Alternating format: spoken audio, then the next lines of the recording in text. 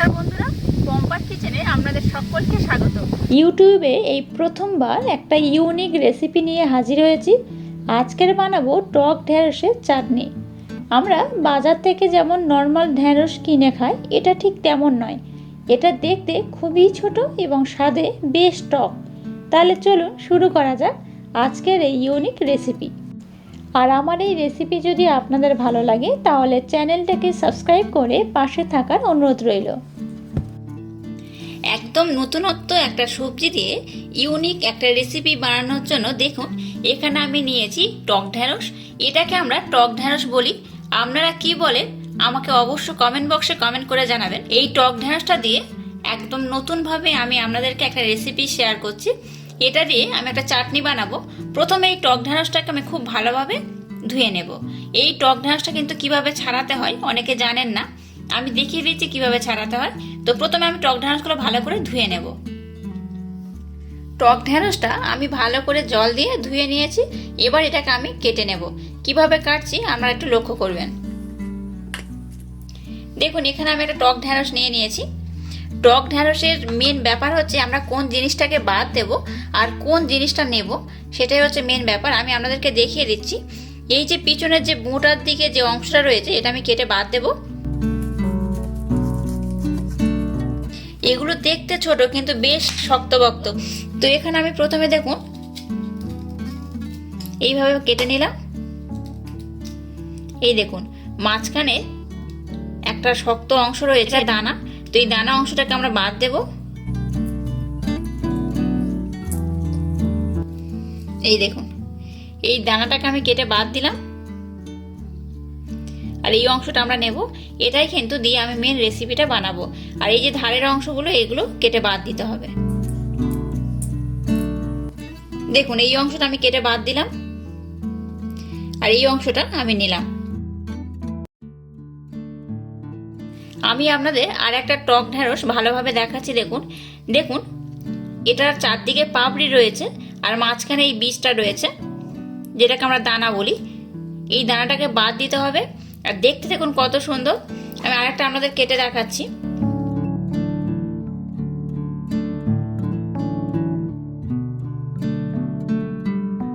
এইভাবে সমস্ত টক ঢ্যাঁড়সগুলো আমি খুব ভালোভাবে কেটে নেব।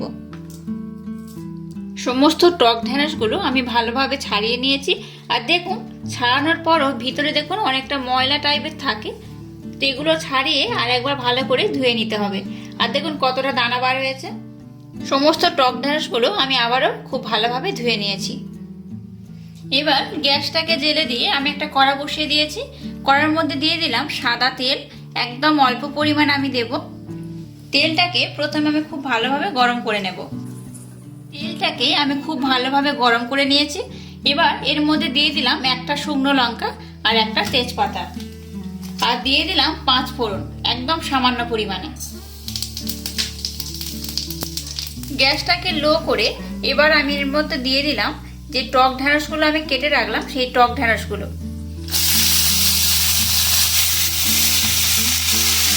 টক ঢ্যাঁড়সটা দেওয়ার পর আমি খুব ভালোভাবে এগুলোকে নাড়াচাড়া করে নেব। দেখুন টক ঢ্যাঁড়সটাকে আমি 2 মিনিট ধরে একটু ভালো করে নাড়াচাড়া করে নিয়েছি। এবার এর মধ্যে আমি দিয়ে দেবো একদম সামান্য পরিমাণে হলুদ গুঁড়ো। এটা আপনারা ব্যবহার নাও করতে পারেন, কিন্তু একটু দিলে এর টেস্টটা অনেকটা বেটার হয়। এবার এর মধ্যে আমি দিয়ে দেবো সামান্য পরিমাণে জল। খুব বেশি জল আমি ব্যবহার করব না, একদম সামান্য পরিমাণ আমি জল দিয়ে দিলাম। এটা যেহেতু টক ঢ্যাঁড়সের চাটনি হচ্ছে সেহেতু জল আমি খুব বেশি ব্যবহার করব না। এবার সমস্ত উপকরণ আমি একটু ফুটিয়ে নেব। দেখুন চাটনিটা একটু ফুটে গেছে। এর মধ্যে এবার আমি দিয়ে দিলাম 1/2 চামচ লবণ। লবণটা আপনারা আপনাদের স্বাদ মতো দেবেন। আর এখানে দিয়ে দেব চিনি। চিনিটাও আপনারা আপনাদের স্বাদ মতো দেবেন। কেউ চাটনিতে একটু কম মিষ্টি পছন্দ করেন, কেউ আবার একটু বেশি মিষ্টি পছন্দ করেন। টক ঢ্যাঁড়সটা যেহেতু একটু টক, তাই এখানে মিষ্টিটা একটু বেশি লাগবে। আমি এখানে 3 চামচ চিনি দিয়ে দিলাম। চিনি আর লবণটা দেওয়ার পর আমি আবারও এটাকে খুব ভালোভাবে নাড়াচাড়া করে নেব। খুব সহজে খুব কম সময়ে এই চাটনিটা বানানো যায়। বাড়িতে অবশ্য ট্রাই করবেন। এই টক ঢ্যাঁড়স দিয়ে আপনারা কিভাবে চাটনি করেন আমাকে অবশ্য কমেন্ট করে জানাবেন। আমি চেষ্টা করব আবারও আপনাদের মতো একবার বানিয়ে আপনাদের সামনে প্রেজেন্ট করার জন্য। দেখুন চাটনিটা কত সুন্দর কালার এসছে, আর এই চাটনিটা দারুণ টেস্ট হয়, অসম্ভব সুন্দর টেস্ট হয়। এটাকে আমি একটু ভালো করে নাড়াচাড়া করে নেব, আর একদম শেষে আপনারা লবণ আর চিনির পরিমাণটা টেস্ট করে নেবেন। দেখুন চাটনিটা একদম রেডি হয়ে গেছে, আর কত সুন্দর কালার এসছে দেখুন। এই চাটনির কিন্তু অসম্ভব সুন্দর টেস্ট হয়। আমার এটা হয়ে গেছে, তাই গ্যাসটাকে এবার আমি বন্ধ করে দিলাম। টক ঢ্যাঁড়সের চাটনি আমার একদম রেডি হয়ে গেছে। এবার আমি একটা কাঁচের পাত্রে এটাকে সার্ভ করছি। দেখুন কত সুন্দর দেখতে হয়েছে, আর কত কম সময় এটাকে আমি রেডি করে ফেলেছি। এই টক ঢ্যাঁড়স দিয়ে যদি আপনারা অন্য কোনো রেসিপি বানিয়ে থাকেন তাহলে অবশ্য আমাকে কমেন্ট বক্সে কমেন্ট করে জানাবেন, আর কিভাবে বানিয়েছেন আমাকে অবশ্য জানাবেন। আমি চেষ্টা করব আপনাদের কমেন্ট দেখে আপনাদের মতো করে একবার ট্রাই করতে আর আপনাদের সাথে শেয়ার করতে। আজকের এই রেসিপিটা যদি আপনাদের ভালো লাগে তাহলে অবশ্য আমার এই চ্যানেলটাকে লাইক, শেয়ার, কমেন্ট এবং সাবস্ক্রাইব করবেন, আর পাশে থাকা বেল আইকনটা প্রেস করে দেবেন। তাহলে টাটা, আবার দেখা হচ্ছে নতুন কোনো রেসিপি নিয়ে।